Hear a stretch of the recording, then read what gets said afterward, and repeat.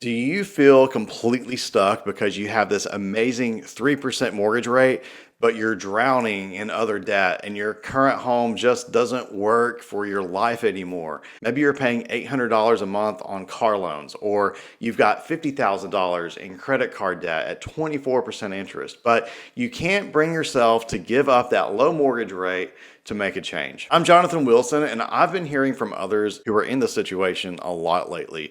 People feel trapped between keeping their low rate and addressing their bigger financial picture. Today, I want to walk through a strategy that some families are considering, using home equity to eliminate high interest debt while moving to a better home. It's definitely not right for everyone, but the math may surprise you in the terms of overall cash flow, even with a higher mortgage rate. Now, let's be honest about what's really happening. When you're keeping that 3% rate but carrying high interest debt. Right now, the average credit card interest rate is about 24%.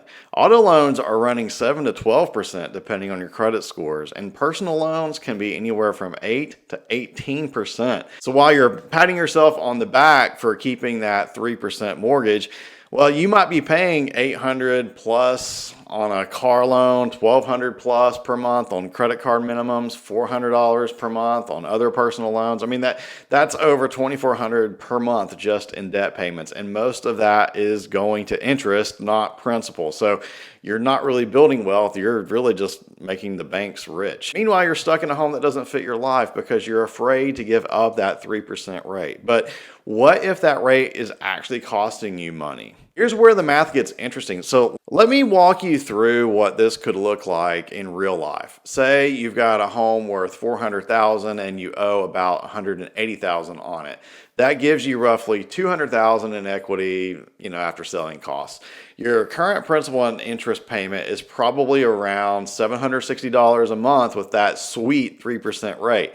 But then you've also got $50,000 in credit card debt, and if you're making minimum payments, that's eating up about $1,200 a month, plus maybe $40,000 in car loans at $800 a month. So you're looking at $2,760 total in monthly payments. Now, here's the strategy. Use that $200,000 in equity to wipe out all $90,000 of that high interest debt and put the remaining $110,000 toward a better home.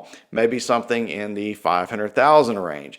Your new mortgage would be at $180,000 or so at today's rates of about 7%, which comes out to be around a little bit over $2,500 a month. So let's see what just happened. You went from $2,760 in total payments down to 25 and change. That's $230 back in your pocket each month. You've eliminated $90,000 in debt that was costing you a fortune in interest, and now you're living in a home that actually works for your family. Sure, you gave up that 3% rate, but look at what you gained. Sometimes the best financial move just isn't the obvious one. But the real magic isn't just in the monthly savings, it's in the cash flow liberation. When you're making minimum payments on high interest debt, most of your payment just goes towards interest. You're running on a financial hamster wheel, never getting ahead. But with the strategy, every dollar of your mortgage payment builds equity, and you have $230 extra per month for savings, investments, or enjoyment.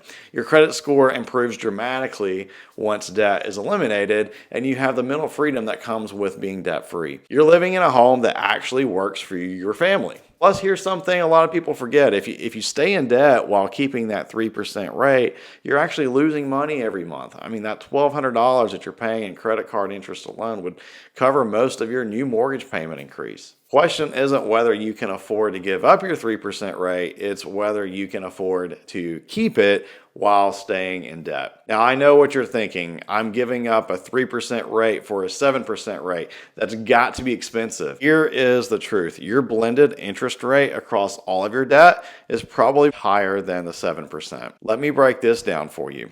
That $180,000 mortgage at 3%. Then you've got that $50,000 in credit card debt, and if you're making minimum payments, that could be costing you $12,000 or even more per year, since credit card interest compounds daily, and most of your payment goes to interest, not the principal. And those car loans, another $3,600 a year. Add it all up, and you're paying over $20,000 every year just in interest across all of your debt. Your weighted average interest rate across cost all debt is actually closer to 8%, which is higher than the new mortgage rate. So you're not really trading a 3% rate for a 7% rate. You're trading a bunch of high interest debt for one clean mortgage payment at a rate that's lower than what you're effectively paying now. And remember, mortgage interest could potentially be tax deductible depending on your situation, while credit card and auto loan interest may not be. You want to check with your tax professional to see if this applies to you, but this could make your effective mortgage rate even lower. Here's where this gets even better. Not only are you eliminating debt, but you're also upgrading your living situation. Maybe you need more space for a growing family. Maybe you want a better school district. Maybe you're tired of that 1990s kitchen, or you need a home office for your remote work. With traditional thinking, you have to pay off all of your debt first, which could take years, and hope that you can sell your current home at the right time. This strategy lets you do it all at once. You use your current home's equity to eliminate the debt and fund a move to a better home immediately, instead of spending the next 5 to 10 years slowly paying off debt while being stuck in the wrong home. You solve both problems today. This strategy works best if you have substantial equity, maybe 100 grand or so in your current home, so there's enough to pay off debt and fund a down payment. Your debt payments are high. If you're paying $1,500 a month in non-mortgage debt, the savings can be pretty dramatic. You're ready to move anyway. This strategy makes the most sense if your current home just doesn't fit your needs. You have stable income. You need to qualify for the new mortgage amount, which should be easier once the other debt is eliminated. Also, you've got to be committed to staying debt-free. This only works if you don't run up new debt after eliminating the old debt. And I'm not trying to encourage anyone to give up low rates without thinking through it, but it's okay to recognize when that low rate is actually holding you back from better financial health. Beyond the numbers, there's something else to consider. Freedom. When you're carrying high interest debt, you're not really free. You're making minimum payments, watching balances barely budge, stressed about money constantly. That 3% rate feels like security, but it's actually a prison if it's keeping you trapped with debt and in the wrong home. Real financial security comes from having minimal debt at reasonable rates, living in a home that fits your life, having positive cash flow each month, building equity instead of just paying interest. Sometimes the path to financial freedom requires giving up something that feels safe to gain something that actually is safe. If this strategy resonates with you, here's how to approach it. Step 1, calculate your true cost of debt. Add up all of your monthly payments and figure out your weighted average interest rate. Step 2, determine your available equity. Get a realistic estimate of your home's value and subtract your mortgage balance and selling costs. Step 3, run the numbers on a potential scenario. What would your payment be on a new home after eliminating all the debt? Number 4 is get pre-approved.